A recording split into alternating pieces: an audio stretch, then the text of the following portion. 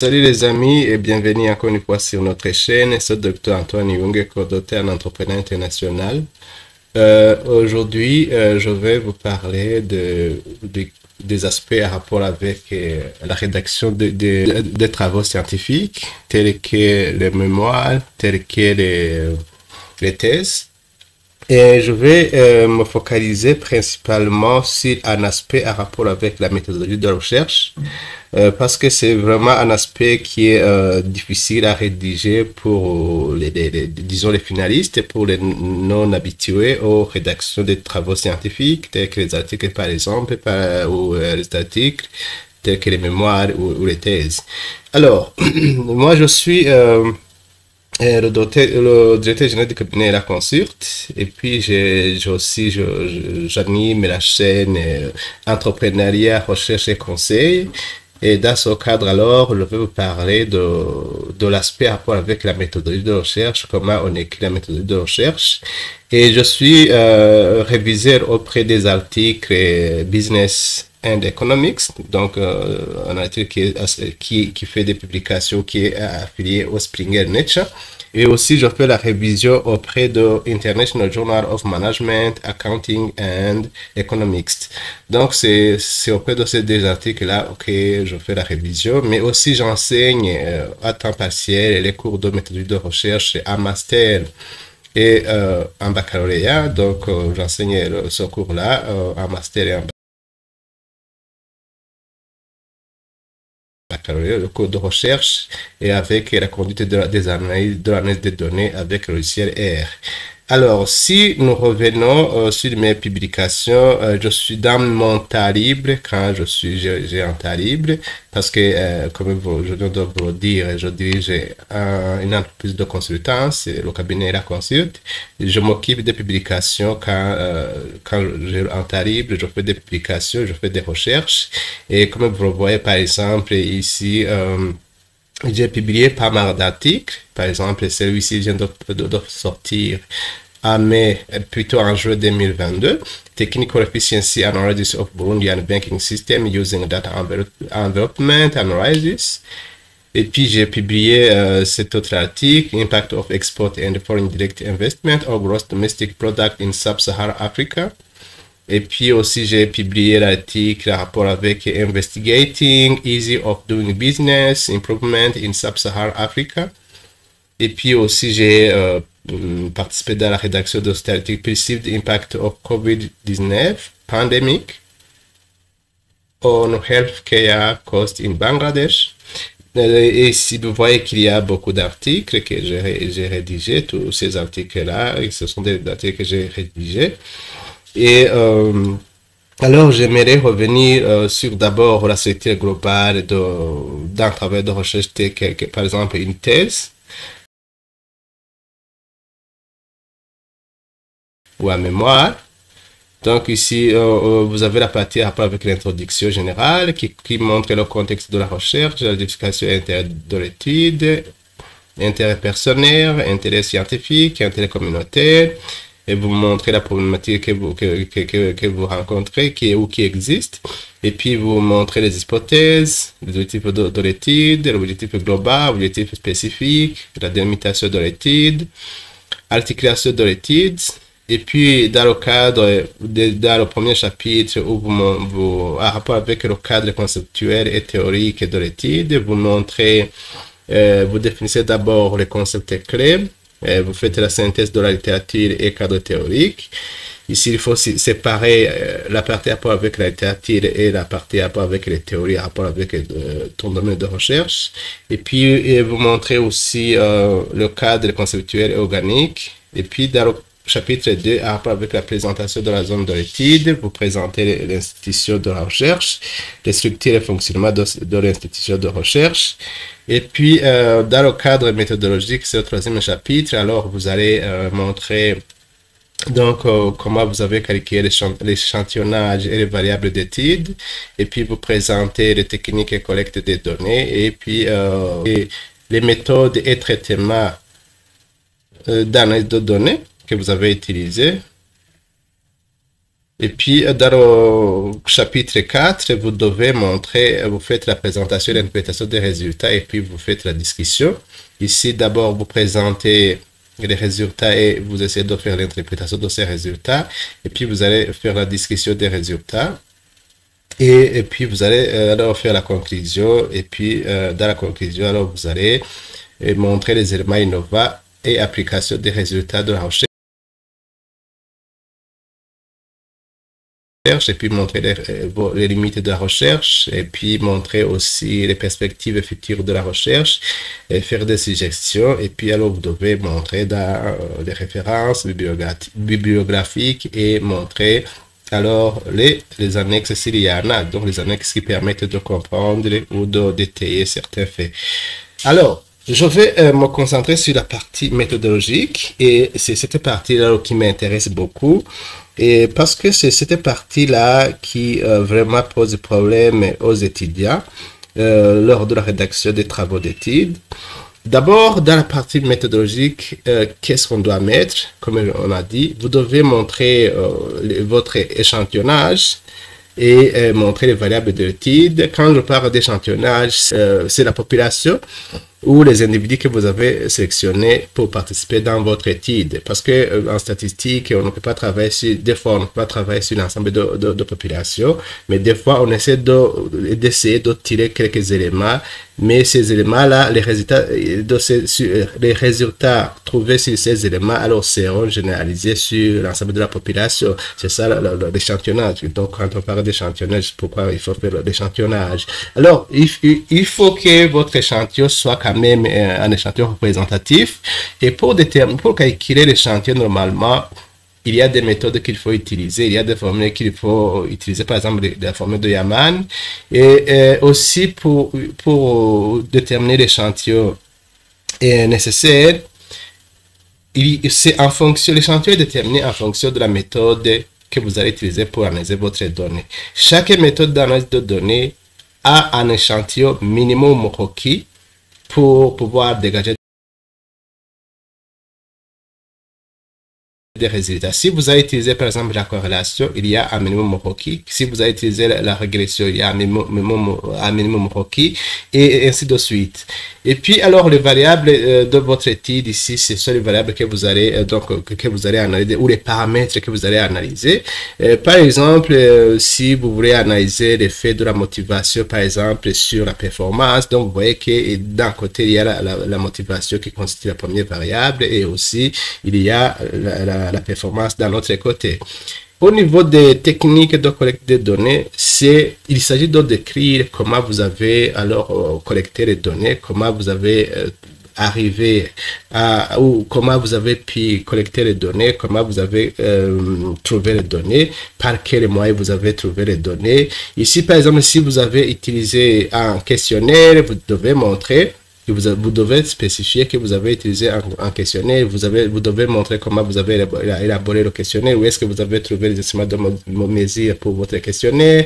Parce que dire élaborer, vraiment, c'est trop dire, mais plutôt il faut montrer où est-ce que vous avez trouvé les instruments de mesure que vous avez peut-être adapté. Et puis, montrer comment vous avez, par exemple, distribué votre questionnaire, et puis vous avez recueilli ce questionnaire, et puis, oui, pour montrer aussi comment vous avez validé, par exemple, la fiabilité de votre questionnaire, ou bien si vous avez tiré les données sur le site de la Banque mondiale, parce que sur le site de la Banque mondiale, il y a beaucoup de données, les données macroéconomiques, en rapport avec les différents thèmes, et puis alors vous devez alors le spécifier dans votre méthodologie. Et puis, autre chose, et là où c'est vraiment difficile, c'est la méthode, des méthodes de traitement et d'analyse des données. Là, c'est là où ça pose beaucoup de problèmes pour les étudiants. Ici, ce que je peux vous dire, c'est que vous ne pouvez pas rédiger cette partie à part avec les méthodes de traitement et d'analyse de données si vous ne connaissez pas les analyses statistiques que vous devez réaliser. C'est pourquoi d'ailleurs, sur notre chaîne Entrepreneurs, Recherche et Conseil, nous avons une partie à rapport avec les analyses statistiques des données à rapport avec le logiciel R. Donc, c'est justement pour pouvoir contribuer à l'amélioration de la recherche que nous avons jugé bon de mettre cette partie, parce que même quand on est en entrepreneuriat, les travaux de recherche donc aident les décideurs, que ce soit les managers des organisations. C'est pourquoi alors nous avons décidé de mettre ensemble cette partie.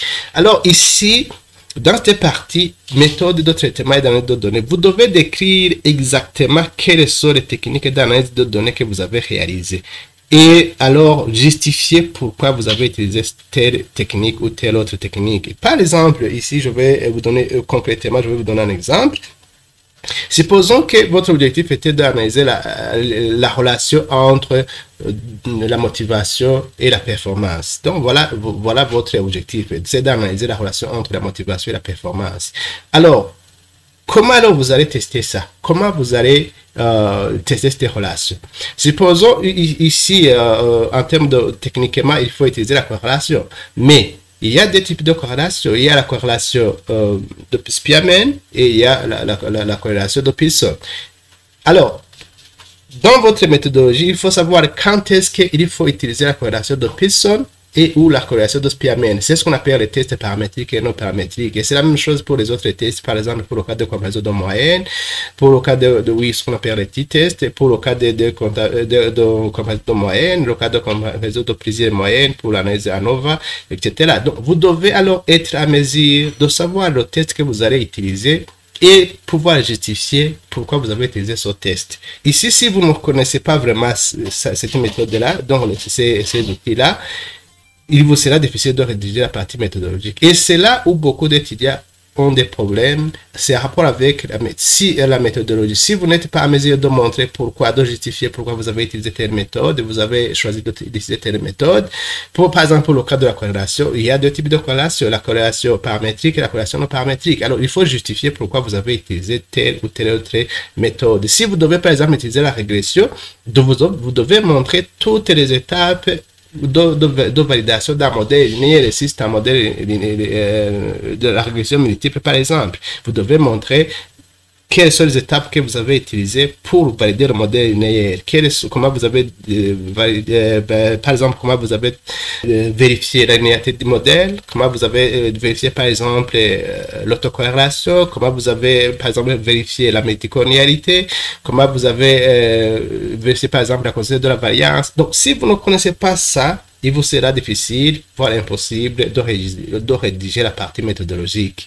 Donc, les amis, ici, je pense qu'il faut revoir mes différentes vidéos qui ont été partagées à rapport avec l'analyse des données. Parce que sans connaître ça, cette partie-là, il vous sera difficile de rédiger la méthodologie. Sinon, pour le cas de collecter les données, supposons par exemple que vous avez pratiquement, si vous allez analyser par exemple l'impact des investissements de l'État étranger sur la croissance économique, et supposons par exemple que vous allez travailler sur l'Afrique subsaharienne, ici vous allez dire que vous avez collecté les données en rapport avec les pays de l'Afrique subsaharienne par exemple, et puis vous avez analysé par exemple, vous avez trouvé plutôt les données sur le site de la Banque mondiale, et puis vous indiquez les pays qui sont concernés, et puis au niveau des traitements de données, vous allez dire qu'après avoir collecté les données par exemple, vous avez analysé les données manquantes par exemple, s'il y aurait des données manquantes, et puis vous avez analysé par exemple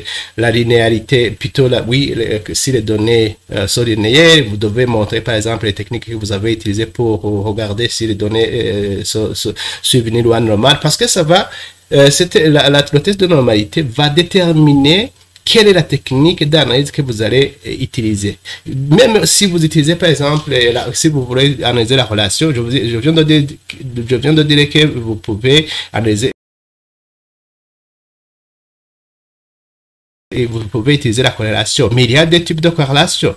La corrélation de Pearson qui est utilisée lorsque les données sont normalement distribuées et la corrélation de Spearman qui est en fait non paramétrique qui est utilisée lorsque les données ne sont pas normalement distribuées. Donc, vous voyez que vous devez montrer tout ça. Et puis alors, au niveau du traitement, alors c'est là où vous allez dire que vous avez utilisé la corrélation, soit de Pearson ou de Spearman, en fonction que les données sont normalement distribuées ou non normalement distribuées. Donc, les amis, vous voyez, cette partie-là, c'est ça vraiment que je voulais discuter avec vous et essayer de comprendre comment vous allez traiter et analyser les données va impacter alors tout ce qui est méthodologie. Même au niveau de la formulation de tout ce qui est objectif de la recherche, tout ce qui est question de recherche, il doit y avoir une relation. Parce que la façon dont vous allez analyser les données va déterminer comment vous allez formuler les hypothèses, comme ça va influencer la façon dont vous allez formuler les objectifs de recherche, ça va influencer la façon dont vous allez formuler les questions de recherche. Tout ça. Parce que si vous allez par exemple utiliser la corrélation, dans votre question de recherche, c'est d'essayer d'analyser la corrélation, la corrélation ou la corrélation ou l'association ou la relation. Dans les hypothèses, toujours, ça sera d'analyser. Donc, au niveau de la formulation, il faut que le mot relation, le mot corrélation vienne partout, que ce soit dans les questions de recherche, que ce soit dans les objectifs, que ce soit dans les hypothèses de recherche. Donc, vous voyez que la méthode là que vous allez utiliser ici au niveau de l'analyse de traitement des données va alors impacter même le titre. S'il faut formuler le titre, il faut montrer que c'est l'objectif de votre titre, consiste à analyser la relation entre terre et terre. Par exemple, la relation entre les investissements de l'État étranger et la croissance économique en Afrique subsaharienne. Vous voyez, c'est toujours le mot qui revient parce que ça dépend de votre méthodologie. Au niveau de la formulation de votre question de recherche, cette fois-ci, ça sera quelle est la relation qui existe entre les investissements de l'État étranger et la croissance économique en Afrique subsaharienne. Au niveau de la formulation de votre hypothèse NIR, ça veut dire qu'il n'y a pas de relation entre les investissements de l'État étranger et la croissance économique en Afrique subsaharienne. Donc, vous voyez que cette partie-là est très importante. C'est pourquoi vraiment je vous recommande de voir nos vidéos en rapport avec l'analyse et le traitement des données et en fonction de la méthode que vous allez utiliser. Et puisque nous expliquons à large quand est-ce qu'il faut utiliser telle méthode, quand est-ce qu'il faut utiliser telle autre méthode, quels sont les tests nécessaires pour valider la méthode que vous allez, ou pour choisir la méthode que vous allez utiliser entre les tests paramétriques et les tests non paramétriques. Alors, dans le cas où vous allez utiliser un questionnaire, les amis, il ne faut jamais dire que vous avez élaboré un questionnaire parce que l'élaboration d'un questionnaire et la validation d'un questionnaire, c'est un processus long et compliqué. Et il sera rare que vous traitiez un sujet qui n'a pas été traité par les autres recherches. Tout simplement, il faut savoir fouiller dans les publications, dans les journaux internationaux pour voir quels sont les autres auteurs qui ont traité ce sujet et quelles sont les questions qu'ils ont utilisées. Et alors, vous allez essayer d'adapter ces questions et vous allez alors tester la validité ou la fiabilité de votre questionnaire. Par exemple, je vous montre cet article. Ici, vous regardez, voilà, par exemple, Journal of Hospitality and Tourism Management. Donc, vous voyez cet article, par exemple. Ici, vous allez voir que à la page, par exemple, 6, vous allez trouver les questions à rapport. Ici, vous regardez le titre du travail. C'est Perceived Organizational Support, Improve Creativity and Proactive Personality, the Mediating Effect of Meaning of Work. Ici, regardez ici, par exemple, on va voir que au niveau de la page, à la page 6, nous allons trouver les questions qui ont été utilisées. Et alors, comme je le disais, il faut justement vous rendre sur les publications des autres et voir les questions qui ont été utilisées. Parce que si vous dites que vous avez élaboré vous-même le questionnaire, on va vous poser comment vous avez élaboré ça, qui ont validé ce questionnaire, comment vous avez testé la validité de votre questionnaire. Alors, il vous sera difficile de répondre à toutes ces questions. C'est pourquoi c'est mieux de trouver des instruments de mesure tout faits et essayer de les adapter à votre situation. Il vous sera difficile de traiter un sujet qui n'a pas été traité par d'autres auteurs. Il sera difficile. Et même nous qui sommes expérimentés en matière de recherche, nous n'inventons pas des instruments de mesure parce qu'il y a des gens qui se consacrent à ça. Et par exemple, moi, je peux le faire parce que je sais faire ce qu'on appelle l'analyse exploratoire ou exploratory factor analysis, mais c'est un processus long et ça demande de collecter beaucoup d'informations pour arriver à valider votre instrument. Non, ne dites jamais que vous avez élaboré un questionnaire, mais plutôt vous avez adapté le questionnaire qui existe à votre réalité. Par exemple, ici, vous voyez, par exemple, s'il faut mesurer la créativité des employés, vous voyez, il y a des questions. Vous voyez qu'il y a des questions toutes faites. Mais il faut, si vous travaillez en français, il faut voir la version française. Si vous voulez par exemple mesurer comment le support perçu de l'organisation, donc comment l'organisation favorise en fait ou aide les employés, voilà les questions qui sont là. Donc, vous n'avez pas à inventer les questions, elles sont là, il suffit juste de les adapter et après de tester la fiabilité de votre questionnaire et d'essayer de supprimer les questionnaires qui ne sont pas justement liés à ça. Donc, quand vous allez collecter vos données. Et puis, par exemple, regardez la personnalité proactive, vous voyez qu'il y a des questions. Vous voyez? Et puis la signification du travail, vous voyez qu'il y a des questions. Donc, partout, vous voyez, vous aurez toujours des questions. Il suffit juste de chercher. Parce qu'ici, c'est ce qu'on appelle la corrélation facteur ou factor holdings. Ici, on va vous demander tout ça, comment vous avez vérifié tout ça. Donc, partout, les amis, dans tout ce que vous allez faire, ne vous en faites pas, il y aura toujours des questions. Il suffit juste de chercher et vous allez trouver des questions qui vont vous aider dans votre travail de recherche. Ici, je vais juste vous montrer un autre exemple. C'est ce qu'on appelle High Performance Work System. Et comment mesurer les systèmes de travail très performants. Ici, je vais juste essayer toujours la page 6. Donc, vous voyez que c'est toujours dans les publications internationales. Regardez, quand je vais à la page, par exemple, 6, il y aura toujours des questions qui sont là. Mais alors, si je veux travailler sur un sujet pareil, regardez, par exemple, ici, regardez, il y a toujours des questions. Donc, il faudra tout simplement essayer de les adapter. Donc, partout, il y a toujours des questions. Donc, il vous sera difficile de travailler sur un sujet qui n'a pas fait objet d'analyse par d'autres chercheurs. Donc, c'est pourquoi, les amis, quand vous êtes habitué vraiment, c'est la recherche, vous pouvez écrire votre travail de recherche dans moins de 30 jours. Donc, c'est possible si vous maîtrisez justement la méthodologie que vous allez utiliser pour faire justement votre recherche. Et c'est pas vraiment difficile, c'est juste question d'essayer de vous adapter et savoir comment le faire. Ici aussi, je vois qu'il y a à la page 6, par exemple, je vois qu'il y a aussi des questions. Donc, quand je parle de reliability and validity, test of reliability, donc voilà, tout ce sont des questions, des tests qui ont été réalisés pour valider alors, le questionnaire. Donc, regardez, ici, par exemple, ici, task identity. Donc, vous voyez qu'il y a toujours des questionnaires qui sont tout fait, qui sont là, que vous pouvez alors trouver dans n'importe quelle situation. Il suffit juste de savoir les chercher et de les adapter. Donc, voilà, par exemple, ça, task identity, task significance, task autonomy, tout ça. Donc, vous voyez, il ne faut pas dire que vous avez inventé. Franchement, ce serait en train de mentir parce que la collecte des données pour faire un questionnaire, c'est un processus qui dépasse le niveau vraiment master ou le niveau alors baccalauréat.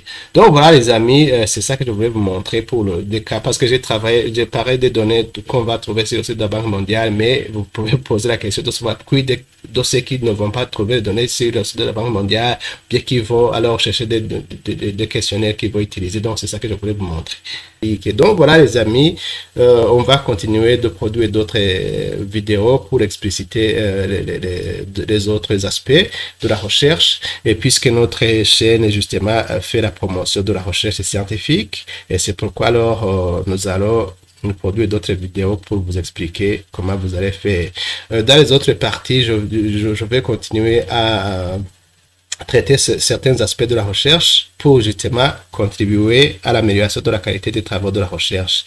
Alors, si vous avez aimé notre vidéo, n'hésitez pas de la liker, de la partager. Et si vous avez des questions, n'hésitez pas de m'écrire en commentaire. Et si jamais vous n'êtes pas abonné sur notre chaîne, n'hésitez pas de vous abonner pour continuer à recevoir nos vidéos. Alors, à la prochaine vidéo. Bye.